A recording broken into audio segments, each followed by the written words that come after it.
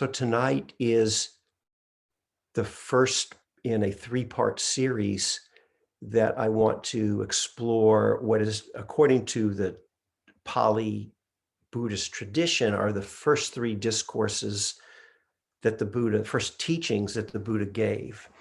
Uh, we don't really know if, what the first, but this is how the tradition holds it. And that's important because this system of practice, or this way of practicing, then is framed, as the tradition offers it up. And so this is very, very important. I gave it last week. I did give some introductory remarks, sort of setting up for starting tonight. I just want to take, for those who weren't here, very, very brief, and then I'll start in actually on the main topic I have for this first session. What I want to explore are, in these first three discourses, each of them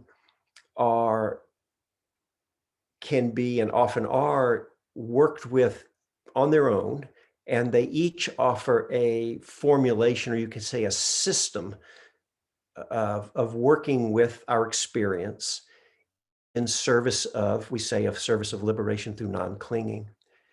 And so each night I'm going to start in reverse of the traditional order in which the Buddha gave them, the talks, spend one evening on each one, and then end in the third talk on what is the first teaching that the Buddha gave, which was called Setting in Motion the Wheel of the Dharma, in which he talked about the middle path between the extremes of overindulgence in sensual pleasures on one extreme, and I guess you'd say over asceticism, you could say, on the other extreme, finding a middle path. And mainly it's about the Four Noble Truths, and part of that includes the Eightfold Path. That actually is the fourth noble truth. And so we'll talk about that in 3 times from, not 3 weeks, because I'll be gone for 2 weeks, but in 3 times in this series for that. But actually, to really get into the Four Noble Truths, I want to offer each of these independently, because you'll see for yourself if they're useful in your own practice. Some of you have been exposed to these, but some of us may not have been. But I'm really, even so, you'll see it for that, how that's of interest. But my emphasis is to explore each in depth and then bring them together. There's a way that they actually come together and amplify and feed on each other, and really come to the talk I'll give tonight and the next time actually feed into a deeper understanding of the Four Noble Truths. So I'm really looking to how they all come together. So that's the idea. So the first 3 talks that the teachings, the one for tonight is typically called the Fire Sermon. And it's called, if you're, you don't need to know the Pali, but it's Aditi Pariyaya Sutta. Some of these are kind of tongue twisters, and so you don't have to know the Pali. But it really means, they call it the fire servant. I think it literally means, it's a metaphor. So it actually means a way of speaking of things as if they're on fire. That's what it means. So it's a metaphor about burning, as you'll see in a few moments. So we'll talk about that tonight. The next one we'll talk about the next time I'm back is a teaching on non-clinging, and it uses a different system. Tonight, we're going to use something called the 6 sense bases. So you have to have an intellectual understanding of what the 6 sense bases are.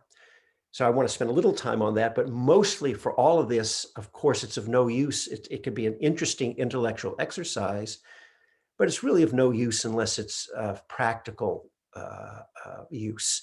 And so I mainly want to focus on, well, what's the point? How do you use it if you wanted to take it on consciously as a practice? It could be your whole practice, or just to have it as part of your toolkit for when you need it. So to bring in the practical. So this is going to be on what's called the 6 sense bases, and this idea of speaking of them as if they're on fire. So that's kind of interesting. What does that mean? Why would it be useful to think of it like that?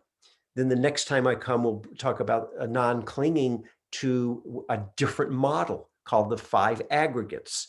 Don't worry if you don't. So a lot of you have heard that many times, but some of you may not. So don't worry, we'll go into all of that. And if you miss any of these talks, each one of these is recorded and they're going to be up on the Metadharma YouTube channel. And they're going to be, you'll find the title will be something like, you know, first three teachings of the Buddha, part 1, part 2, and part 3, something like that. So you'll be able to find it if you miss one of the talks and are interested.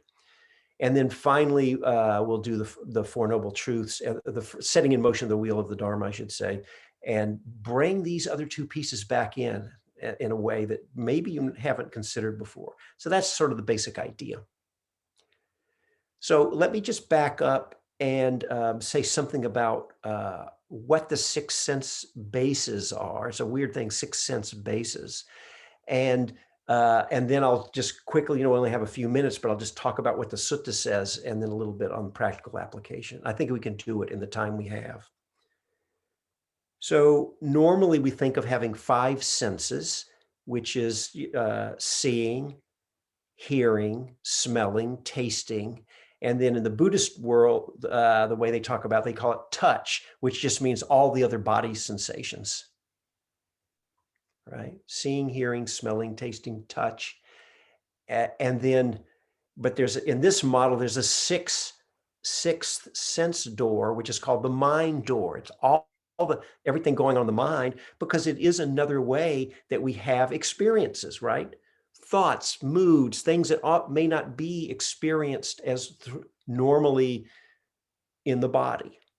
Now, sometimes if an experience comes in the mind, we have a reaction in the body, and it's very common. If you pay attention, you might notice other body sensations. If there's a thought of anger, you may notice, if you pay attention, that your jaw's clenched or your neck's tight or your belly's tight, something. So that can certainly happen. I don't know if it has to always happen. So, but that's the idea of what we call the 6 senses. And there's a way that that's brought together in what's called the 6 sense bases. And the 6 sense bases comprises 3 parts. It's not as complicated as it's going to sound. Let's just pick any one. Seeing. What they say is there is the object that's being seen, right? You have to have something to see, visual object. There has to be contact, which you have to actually consciously be connecting. And then that's the second part. I'll explain what I mean by that in a moment. And then the third part says, through having the object in contact, they say it gives rise to, they use the term eye consciousness, or the conscious experience of seeing is the model. And you can do that through each of the senses. You can say there's a sound, that's the object. There's contact, and then that gives rise to what they call ear consciousness, or there's a sound there, an awareness of sound. That's a kind of consciousness in this model. So I think, just going back, we'll use visual, what they call eye contact. We can all know what it is to have a visual object. There's something that is being seen, but the idea of you have to have contact, the object alone is not enough. And all that means is that there has to actually have some part of engagement there. So it will be just as if you pick any of your senses, you might be engaged in something. Just take sound, for example, and you can be so distracted in maybe reading a book or something, and someone might be calling you and saying something to you, and you may not notice it right away because you're engrossed in something else. And then someone might come and tap you, or they might say, "Hey, Richard," and I'll go, "Oh, wait. Oh, sorry, what? Sorry, I didn't hear you." Your part in it of making contact wasn't there. But once they've gotten your attention, now you're sort of bringing your own connection, if you will, to it. You get the idea of what we mean by contact. That part has to be there to give rise to the experience of having heard the person speak to me, or we call it ear consciousness.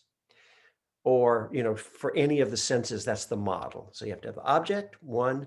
Number 2, there has to be contact. And number 3, then that gives rise to that ear, eye, nose, tongue, touch, mind consciousness is the model. Before going further, I just want to pause here and say that the way I hold all of this, and what I'm about to say, some people may take it a different way, but I don't take it as making, how would I say it, an ontological statement about the way consciousness arises. So, well, that many of you might know this word ontology. Sorry, I kind of a fancy word, but it's in philosophy. I know enough probably to screw this up for those of you who are philosophers. But ontology is basically it's talking about the nature of how things really are, is the way I understand. Like what is, how things are, something. So if I screwed it up, please forgive me. But to me, when I say we don't want to be making ontological truth statements.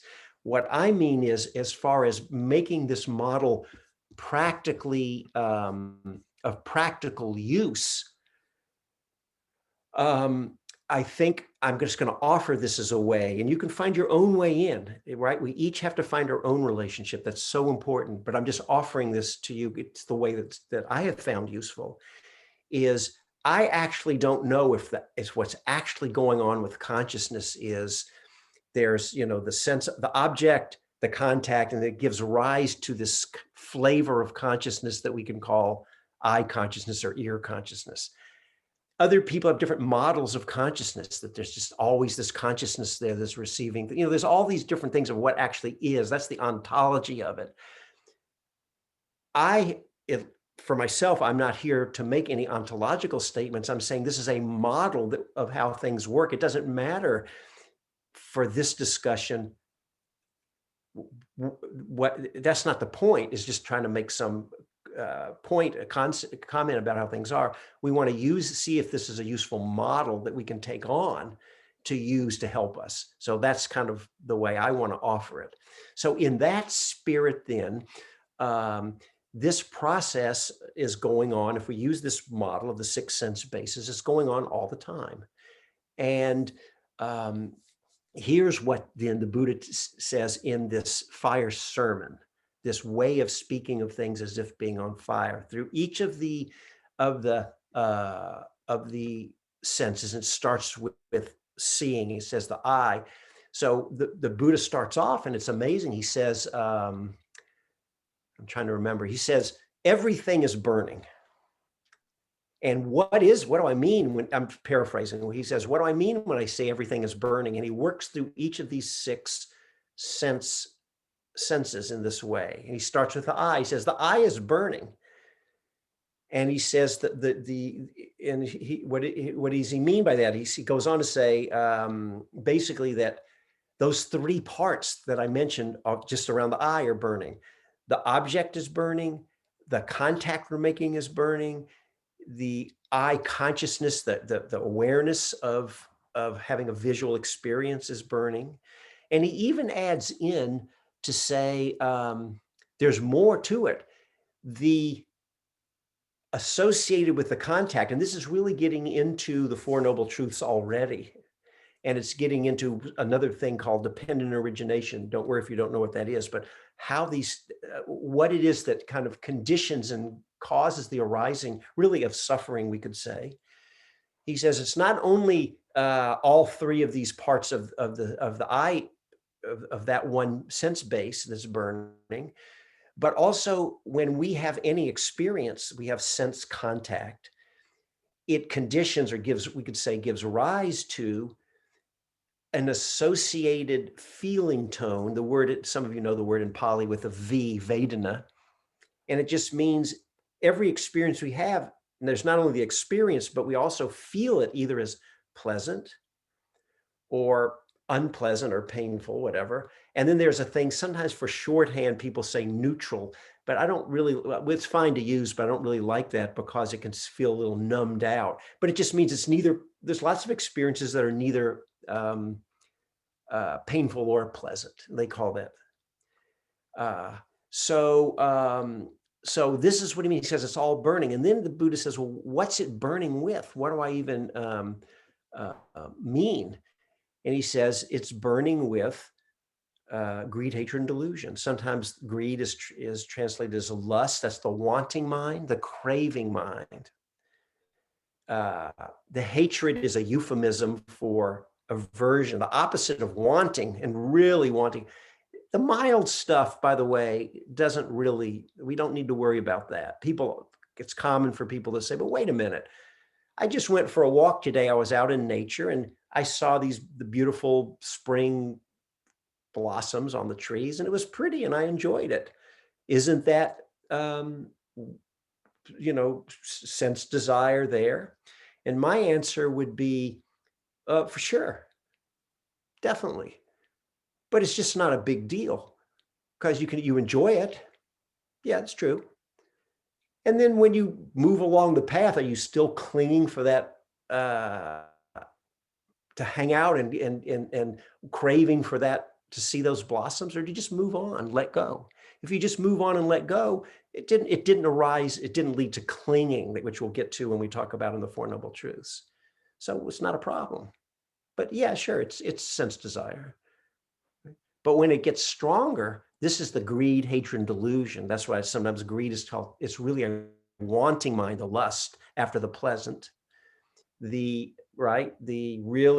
hatred is a strong word, but I think they're trying to bring a strength of, either get me away from this or get this away from me. I can't be with this. That's the hatred.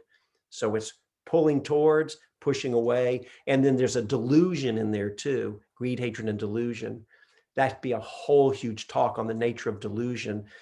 It takes many forms, but it's just when we don't see clearly what's going on. We're either confused or we don't see, or we have a mistaken view about things. And there's many forms it can take, but it can also lead us to a suffering. We may not experience delusion always as a burning, but if it leads to suffering, then you're in the burning. Let's put it that way. So his whole point is that it's creating a suffering as if we're on fire. And, I think it's an interesting image to talk about as if on fire, because sometimes I think probably all of us, I mean, I certainly have had times in my life when I was so either caught in fear, anxiety, or I was just so angry. It feels like you're just burning with, it's a phrase that we'll use in common language, burning with hatred, say, for example, burning with passion, right? So this is in common usage, right? So this image of burning, yeah, I think is a good one. In this model, though, it doesn't have to only be the real extreme cases of, burning with passion on that level or burning with hatred. We can bring it back down to any level that leads us to clinging, where our minds are not resting with equanimity, with open hearts, at peace, right? So you can look to see, you don't have to get in a big philosophical or metaphysical debate about, is it or isn't it what the Buddha's talking about. Just look into your own experience, right? You'll know. And there may be times we can't see everything. We can't see our own blind spots. So we don't need to worry about that. But the places that I think the Buddha's talking about, if we start to pay attention, um, um, uh, we can see what we need enough. We can see enough. And so that's the basic model there. And the Buddha then is quoted as going through all of the six senses. The eye, he just repeats. Remember, if you look the sutta up, by the way, let me pause for a moment. I forgot to tell you, if you want to find this sutta for yourself, it's a very short, it's like a one-page thing. You can look it up for yourself. And if you do just do a web search and type in fire sermon, and it'll pop up. And there's a perfectly fine translation. There's a website called Access to Insight. I think it's accesstoinsight.org or .com, all one word, Access to Insight. And it'll have one of the translations by Ajahn Thanissaro, or sometimes called Thanissaro Bhikkhu, his own particular translation. And you can see it there for yourself and read through. He has his own particular take on some of the words, as you'll see in just a moment. It's also, if you want to look up, if any of you care, it's in one of the collections of the Pali texts called the Samyutta Nikaya. Let me see, it's amazing how you remember some of these things. Samyutta 35.28. My wife often teases me. She says, can't you remember any useful information? You've got some obscure Pali Sutta that sticks in your mind, but I've asked you to take the recycling out for 3 days in a row. I actually put the box by the front door so you'll remember. You keep saying, yes, yes, you'll do it. Finally, I moved the box. This actually happened in front of the door, so you have to step over it. I notice that I'm stepping over it as I go in and out the door with the sincere, good-hearted intention to take it out to the recycling. And pretty soon, I don't even notice I'm stepping over the box as I go in and out the door. That would be an example of delusion. And so, that actually did happen. So I thought, wow, I guess I really am a delusion type, right? So, all right. Yeah. So, what was that? God, I lost my, oh yeah. So that's right. Because I was quoting a Samyutta Nikaya. I'm going to see if that's really, I was right. Samyutta Nikaya 35.28. There you go. All right. So you can look it up. If you want to know what the Samyutta Nikaya is, email me. That's fine. All right. He goes through each of the 6 senses, same formula, the object, the contact, the consciousness of that experience that arises, and the Vedana, the pleasant, unpleasant, or neutral. And it's all burning. And so then what the Buddha says, by the way it's quoted in the text, he doesn't say, when we're clinging and suffering, we're burning. He just says we're all burning. And you could quibble with that, I suppose. But I think let's put it this way. We've all got we may not be burning every moment. Every one of us, by definition, until we're Buddhas ourselves, the seeds are there to sprout when the right causes and conditions come together. So there's a lot of things I see or hear that I don't get caught up in, but all it takes is the right whatever. And I'm right back in and we're not doing anything wrong. It's not to judge ourselves. It's pointing us what it is to be a human being until we're not freed. By definition, we have these forces in us and they lead us to suffering. And so what the Buddha then goes on, and this is the part, what to do with this, he sets the model up. And then it's kind of like, I don't remember the exact quote, but it's basically, well, what do we do now? Well, the Buddha says, when we reflect like this, a particular process can happen. And he says, when we see what happens when we're suffering like this with, boy, I'm really paraphrasing. I don't remember exactly the wording.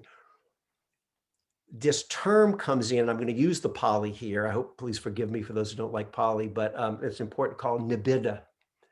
And it's the term, depending on the translation, some people will say, you then start having revulsion toward, I don't think that's what the Buddha meant, but maybe revulsion. That's one translation for nibita, about this whole process around each of the senses. Or some will use estrangement. The word nibita, there's a lot of translations out there. My best take on it is it really, the connotation of the word, if you go back to the etymology of the word, it really means done with or kind of had enough.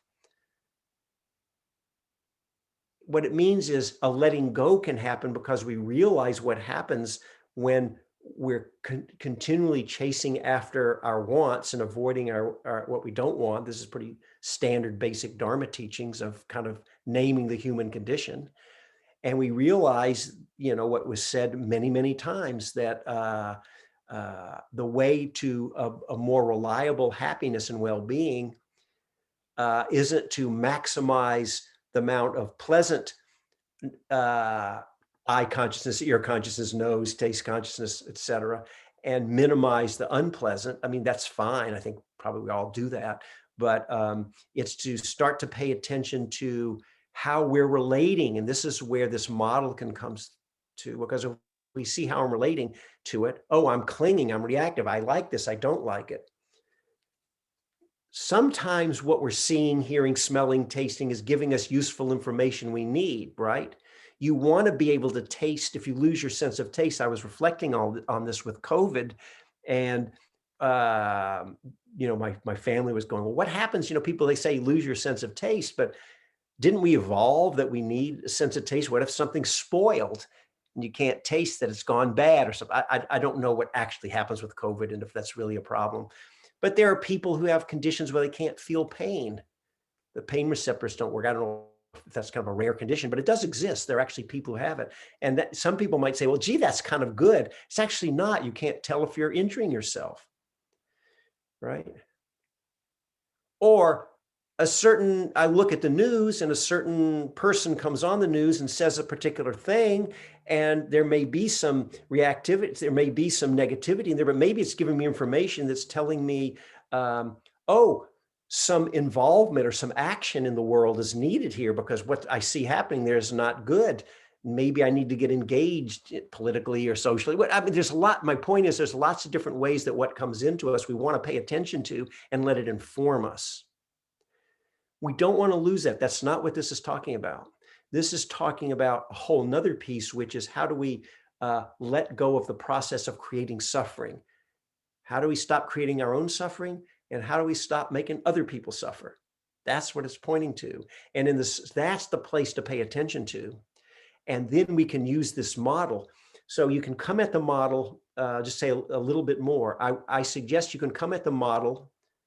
First of all, try it on. The model is to try on the model. If you're just, as a mindfulness practice, you're just noticing, you just might pick and say, pick one. Maybe it's too much to do them all. Pick one. I just notice seeing happening. And there's an awareness about that. And you're kind of walking around in this awareness of seeing things.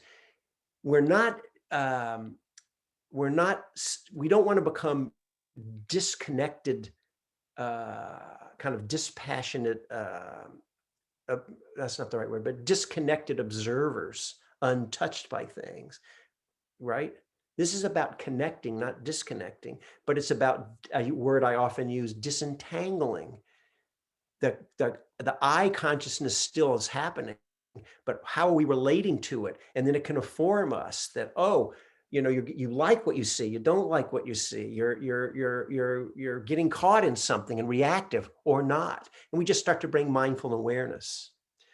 You can pick one or more of these and just take some period of time. I don't know if you're going to do it every moment, all day, every day, but pick one and spend a little time to notice that and get to know it, get familiar with each of these, watching your mind. I hope people are doing that anyway, but we should all be, as much as we can remember, right? We want to know what's happening in our mind. We bring our mindfulness in. So one way to look at it is you just bring the mindfulness to the sense consciousness, awareness, in any order you want. All be open to everything that arises that's strong in your awareness, or pick one to focus on. And then by being mindful that way, notice as we go about our business what happens. And that can help us be aware if suffering comes up. And then we see, oh, it's through, and we can use the model to help us not cling and just let it be I consciousness. And we don't have to get so caught in our opinion about what we're seeing. That's the idea. Another way to approach the model, again, you have to see if you're interested in the model. But even if you're not, give it a try. It's worth checking it out. Another is this all depends on mindfulness. So you have to stay mindful, but instead of putting your mindfulness on one of these sense doors. So let me go back. The sense door is the sense organ. The eye is a sense door. We call it a sense base when we do that 3 parts of the process of having the conscious experience. That's what we mean. You could put your attention, as I just said, on the sense doors, but you could also do something else. Still depends on mindfulness. Just be aware of when you're suffering.